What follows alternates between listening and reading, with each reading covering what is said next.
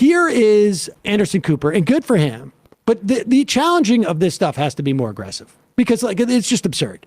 This is in the immediate aftermath, but like this is a nugget of information that is definitely needed when we're talking about how cops, we need to respond to these school shootings. Everything but gun control. Look at this school, and think about Abbott's. Like we need to have a single point of entry. Okay, so we bars. Like I mean, honestly, like let's just make these things prisons or military bases.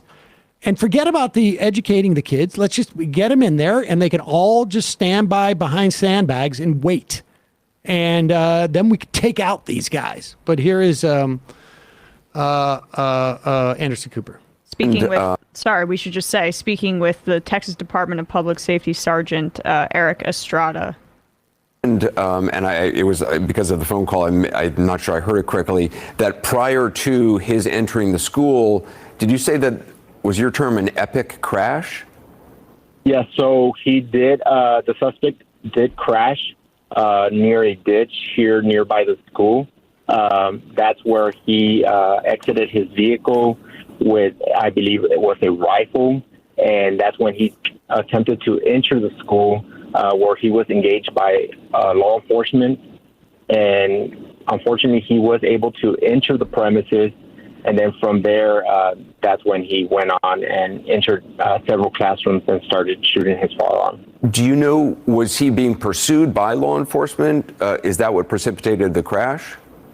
No, as of now, there is no vehicle pursuit that got reported on our log or on any other law enforcement log.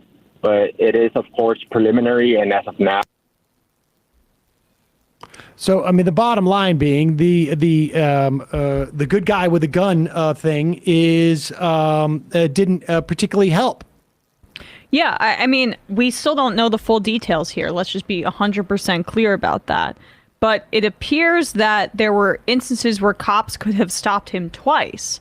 One was at his home, where I believe that's where he shot his grandmother. And then after he crashed his car on the way to the school, he was, quote, engaged by law enforcement. And we don't even know what that entails. We're still figuring it out. But at the very least, law enforcement was aware, the good guys with guns, they were aware of his activity. And it didn't help with anything. And Sam, but to your guys' point about how a lot of this sometimes also just becomes essentially like a referendum on what the right wants to do as a result of these things. We talk about this with like sex education and things like that, being like, oh, we should probably just end public school or something like that, you know, as like being one of kind of these next steps.